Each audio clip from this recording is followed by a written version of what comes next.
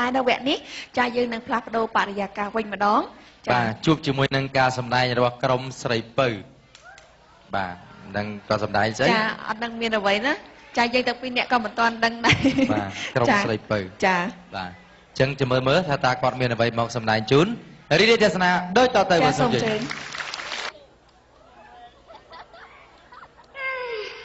ប្តីខ្ញុំណយអើយណយមួយថ្ងៃថាប់ពាម្ណងមួយថ្ងៃថាប់កងស៊ីញេមួយថ្ងៃថាប់បងគេមួយថ្ងៃថារត់អាប់ែបាត់ប្តីខ្ញុំហើយបងប្អូនអើយបានឃើញប្តីខ្ញុំទេមួយថ្ងៃដើរឆែមានទំនេរនៅផ្ទះបានមួយថ្ងៃខនលខំមិនមើលទេចូលចិត្តតែផឹកសារួចរកស្រីរកមិនបានទៅផ្ទះរករឿងអ្វីធ្វើបាបមិនប្រណីប្រពន្ធនៅចាំផ្ទះចូលដល់ហាងកាយឆ្នៃអញ្ចឹងទៅអ្នកណាក៏ថាខ្ញុំនឹងទៅជាង20ទេអាយុនោះតែតាមតបប្រកាស40ហើយចា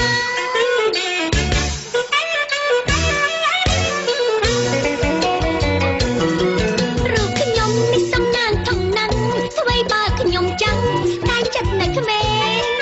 ចូលហាងមកសាតុបតែងបោះស្បែកអត់ក្មេងសាច់ឡើងមកថៃមើលរៀងនេះខ្ញុំដូចអាយុ20អូព្រោះអ្នកសរសើរខ្ញុំក្រៃថ្ងៃនេះបានដៃឡើងស្នាសរយាហៅបយមកក្លីហើយខាច់ប្រមើលត្រូវស្ងាច់ខ្ញុំស៊ីវិល័យអាយស្ដាងមើលឃើញសាច់ខ្ចី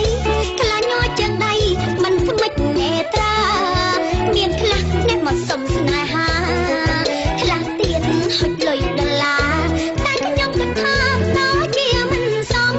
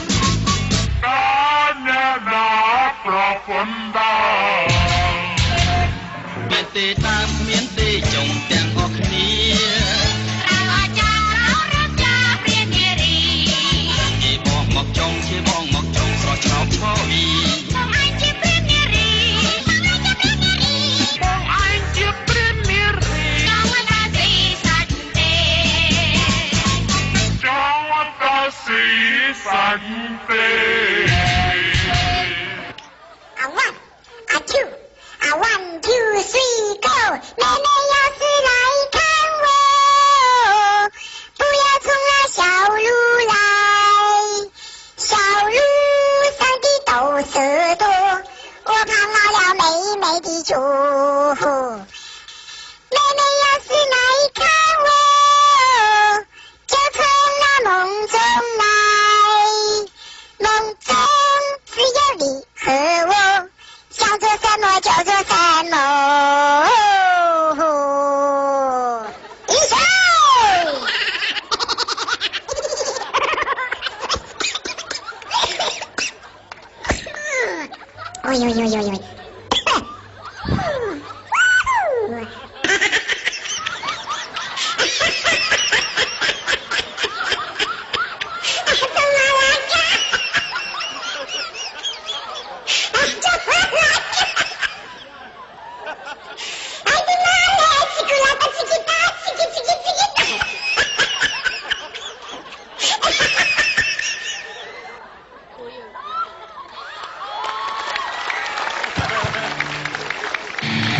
សូមអរគុណ